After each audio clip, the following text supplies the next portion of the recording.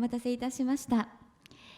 これよりご講演いただきます龍道オアル様は、2007年より Ruby Rails シナトラを学び始め、台湾で Ruby のエコシステム Ruby の教育を促進するため、共同で2014年に5倍 Ruby を創設されました。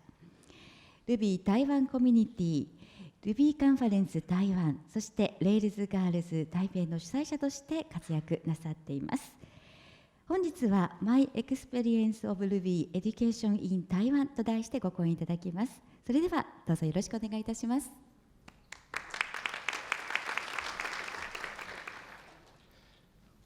こんにちは。はじめに今日は発表する機会をいただいて本当にありがとうございました。まずは自己紹介です。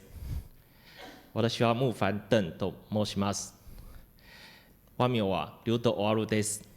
両方ともある小説の人物です。よろしくお願いします。私は台湾から来ました。普段の仕事は5倍 Ruby で働きます。弊社の業務を紹介させていただきます。弊社は Ruby Rails の教育業者です。一般人向けの授業以外、企業の社内教育もやらせていただきます。またはコンサルタンシーとオフショア開発をやらせていただきます。クライアントは台湾以外、日本とシンガポールもいらっしゃいます。弊社は台湾の Ruby コミュニティから生まれた会社ですので、私たちの使命は Ruby を広めることです。Ruby コミュニティの活動を積極的にサポートします。ちなみに弊社は RubyWorld Conference 初めての海外スポンサーだそうです。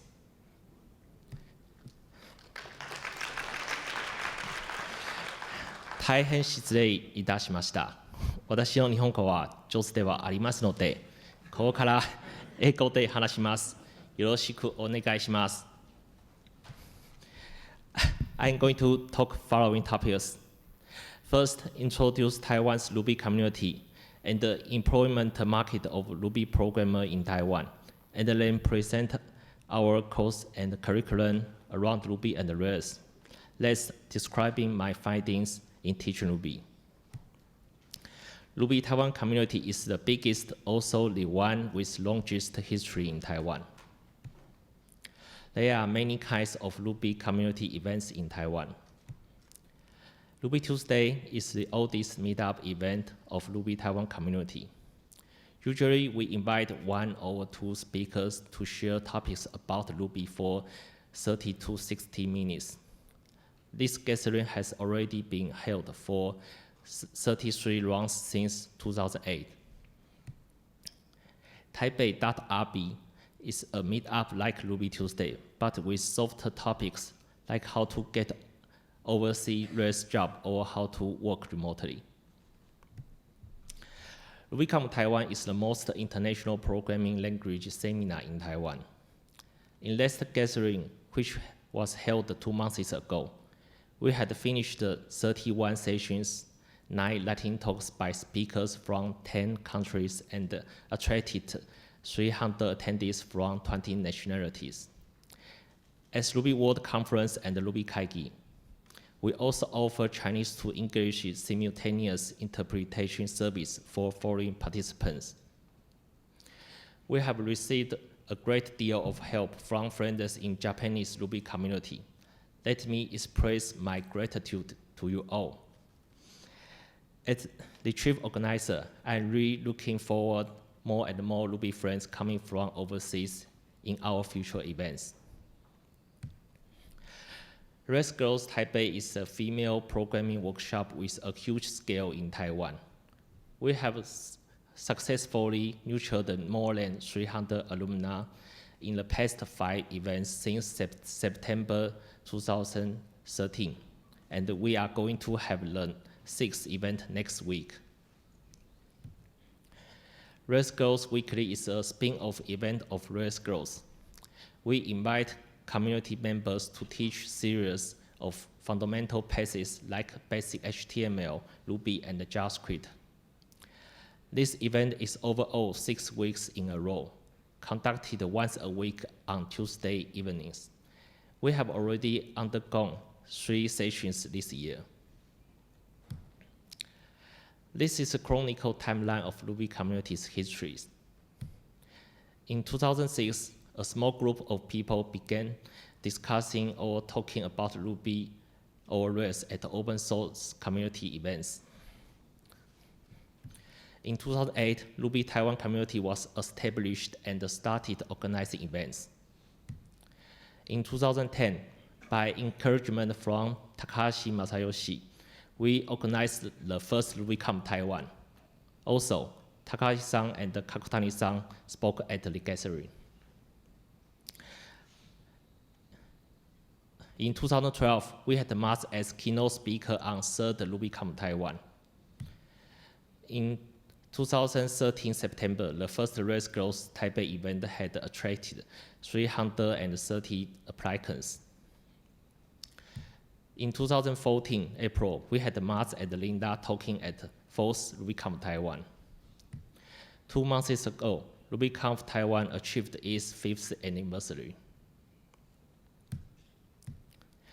Let me introduce the employment market status of Ruby programmers in Taiwan. Statement: the following data is based on what I see and hear without guarantee. This is the distribution of Ruby companies in Taiwan. The majority of Ruby companies are overseas. Part of them established or migrated the R&D department to Taiwan and have neither regular local branch nor business in Taiwan. Many local staffs choose Ruby and Rails as their major technical solutions because of rapid development, and part of them are established by Ruby programmers. On the other hand, major local companies usually have main products building on top of other languages like PHP or Java. So they try to migrating present product to Ruby or just develop side or new projects by Ruby. After Ruby and Rails has become popular from 2007, many overseas Ruby companies from Silicon Valley and other countries arise in Taiwan. Most of them ask for relatively reasonable salary level or wants to expand the local business. This phenomenon does not only create works for Ruby programmers, but also raise the salary level of Taiwan's web engineers. This chart shows usual annual salary level of web engineers in Taiwan market. The unit of y-axis is million yen, and the x-axis is the skill set level and the experience, which I will explain in next page. Yellow bar is other web language. Blue ones is Ruby and Rails. Probably 2 years ago, almost all senior Rubyists are hired by overseas firms, especially those who want to run startups. This is a huge gap between Ruby and other web languages, especially on senior ones. Junior engineers usually refer to those with entry-level skill and less than 2 years of Ruby experience. Intermediate ones generally have passed 1 or more Rails business projects and with eligible skill. Senior means full-stack Ruby programs with fluent Rails, Ruby, even JavaScript or DevOps science. They are very valuable in the market. Summary: despite of the demand of Ruby engineers in Taiwan growing bigger and bigger year by year, the market is still ruthless for junior and newbies who want to enter Ruby world. Most employers are looking for compact power and do not put much effort on cultivating rookies. In the same time, experienced and well-trained ones are very rare, so the reality is harsh. Next, I'm going to introduce our courses. They are both free and commercial courses held by us. The free ones are divided into monthly free Ruby basic course, and sometimes we may cooperate with schools for organizing promotional free Ruby or Rails classes. In addition, there are many curated programs for learning Rails, Git, HTML, CSS, JavaScript, and mobile apps. The free Ruby entry course. This event takes up 2 hours, all done in 1 day, and is usually conducted monthly. We have already conducted it for more than 10 times. Here is the detailed syllabus. Usually, we do not pay too much time to teach very basic syntaxes like loop or variable. But I'm for a test of specialties of Ruby, like object-oriented programming and block. In less 30 minutes, we tell the students more about Ruby's world via conference or Rails Growth event. We try to lead them into believing Ruby's diversity and difference with other languages. We also cooperate with universities to hold many Ruby or Rails classes. The period of campus class courses is generally between 2 and 5 days in 1 week. Includes Ruby and Rails. Sometimes we have to teach students about how to use the command line interface like ls or cd commands. The good part of campus is that the skill level of students are more even. The other side is since classrooms encourages offers computers, students aren't able to build environment at home easily by oneself, and then lost the chance to keeping learning. Next, I'm going to share our commercial courses. We offer many kinds of tutor classes. The main curriculum's title is Ruby on Rails from Zero. We separate it into 3 parts: prototyping, handcrafting, and go shopping. Each part is overall 13 hours in a week, and customers can elect 1 or more parts. This is a program of prototyping. The prototyping part is for newbies to gain minimal knowledge for HTML, HTTP, Ruby syntax, and Git. After the environment setup, students will gain fundamental knowledge for next parts. Learn to use scaffold to generate a CRUD project, decorate the page with Bootstrap front-end framework, and finally deploying the application to Heroku. This is our program of the handcrafting part. In this part, students will learn Rails MVC in a bottom-up style, rather than only using the generator.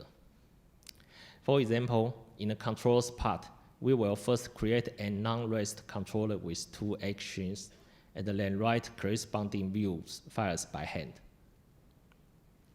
After the tutorial, students will have to implement a voting system as homework.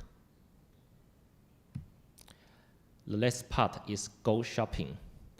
Students will learn advanced usage of common Ruby gems for web development, like device, XML, and delay job, and how to establish an e-commerce site with shopping cart and payment integration like PayPal. For example, when we talk about the device gene, not only do we teach them how to generate the device model, we also teach them how to customize important features, like replacing email with username as login identity.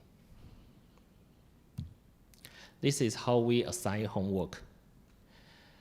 We use GitHub for assigning and reviewing homework. The instructor creates a new repository and puts initial code. The students will then fork it and work from here. After they finish, they will send a pull request for review. Besides our main curriculum, we also have other courses, such as Advanced Ruby, HTML, and CSS. We also teach RubyMotion for iOS development. The name of our HTML and CSS course is Evolution from Designer to Front-End Engineer. Since a portion of the students of our main Rails course are web designers who want to become full-stack programmers, a detailed HTML and CSS course becomes necessary. The class name of our advanced Ruby course is Ruby's Note to Oneself. This course is for programmers who want to advance and take advantage by Ruby's metaprogramming ability in their projects. Instead of teaching examples of Rails metaprogramming directly, we talk about comparisons between object-oriented programming patterns, such as inheritance and module including. RubyMotion is an implementation of the Ruby programming language that runs on iOS, macOS, and Android. In this March, we started the first and only series of RubyMotion course. The name iOS App Development Guide for Rails Workers means that we aim for Rails programmers who want to enter the iOS programming world by using convenient RubyMotion gems like Promotion. By the way, Promotion is a RubyMotion gem that makes iOS development more like Ruby and less like Objective-C. Corporate training. Our corporate clients usually have these backgrounds. They want to convert existing projects based on other web languages to Rails. They use other languages, but want to develop new projects in Rails. They want to customize Ruby-based open source tools like GitLab or READMI, which they use internally. Here are some different points between tutor class and the corporate training. First, we teach at the client's place. Second, the programmers are customized by client's demand. Third, the trainees usually have web programming skills of other languages. Currently, we have already undergone the following programs on enterprise training. The most popular program is Ruby and Rails. Git series is also necessary for teamwork. Since some of our customers want to convert services from other web languages to Ruby, the consulting, outsourcing, and the human resource service also become necessary. Here is a case in our enterprise training. At first, the client commissions a project to us. After a milestone is finished, we use the code as teaching material. After the classes, we assign issues of the next milestone to trainees and then review their commits. Here is one of our actual cases of migrating existing systems into Rails. The client commissions us to migrate an old online cosmetic catalog website which is based on PHP and ASP and MySQL into Rails. This is the original database schema with common case naming styles. The first mission is to show them how to convert the original database schema into Rails convention style by active records migrate function. This is an example of migrating existing table schema to Rails convention. Here is a relation table between two models. First, rename the primary key to ID. Then rename the foreign keys to model name with ID style. And rename the column which records the time of creation into created at. Let's rename the table.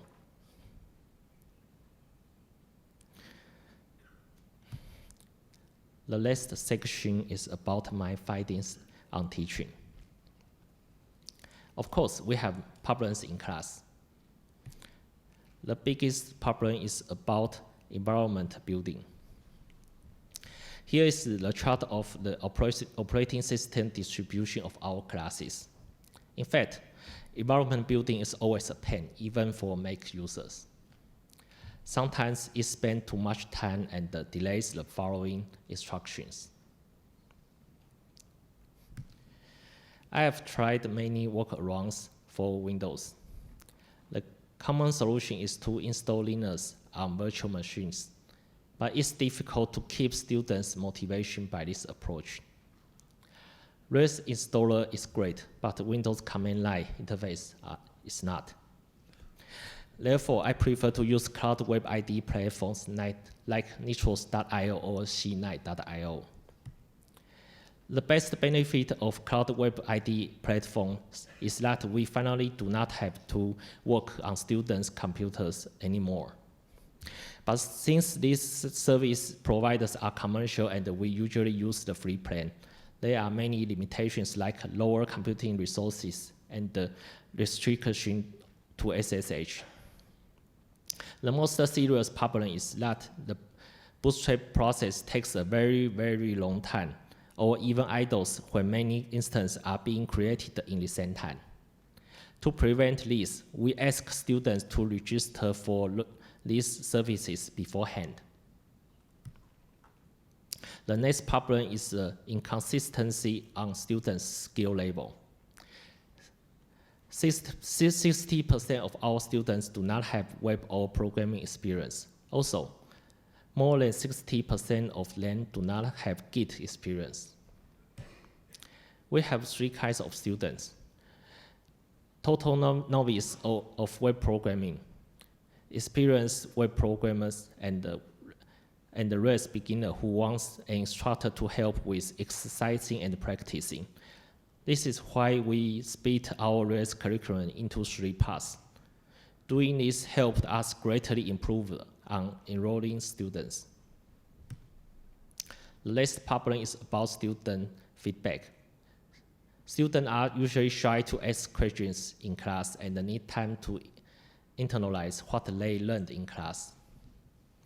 We have tried to schedule Q&A time out of class, but the result was bad and very few people came because they are too busy. So we need to find another way. Finally, we found a free and great solution, Slack. When a new class starts, we create a dedicated private channel for this course and invite all students to join. The channel is not only for discussing, but also distributing code snippets and teaching materials. Next, I will talk about the enrollment. This is the chart of the enrollment status of our main Ruby on Rails curriculum. The condition improved after splitting into 3 parts. Our students have various motivations. PHP or .NET programmers want to learn new skills and transfer. Mobile apps or front-end engineers want to become full-stack. Project managers or designers want to get enough background knowledge to improve communication with programmers. Other people want to learn how to program. Finally, my conclusion, education is communication. Always survey feedback and remember we as teachers can also learn from teaching. Second, education is experience. We need more experience to become better lecturers. Third, education is balance. We need to keep balance between being an instructor and a programmer. That's all. Thank you.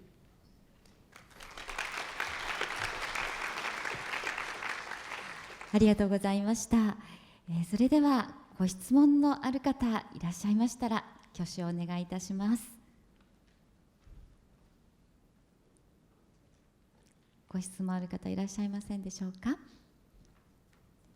はい、いらっしゃらないようですので、それでまたもしも後ほどご質問が思い浮かんだら、直接名刺交換をしていただいてご質問ください。台湾において Ruby 教育にご尽力いただいています龍道おわる様のご講演、この最後に言ってましたね、大吉くんのキャラクターのステッカーを今日持ってきていただいておりまして、この会場の後ろのテーブルに置いてありますので、数に限りはございますけれども、まだお持ちでない方、ね、ぜひ今日ご縁にお持ち帰りいただければと思います。龍道おわる様、どうもありがとうございました。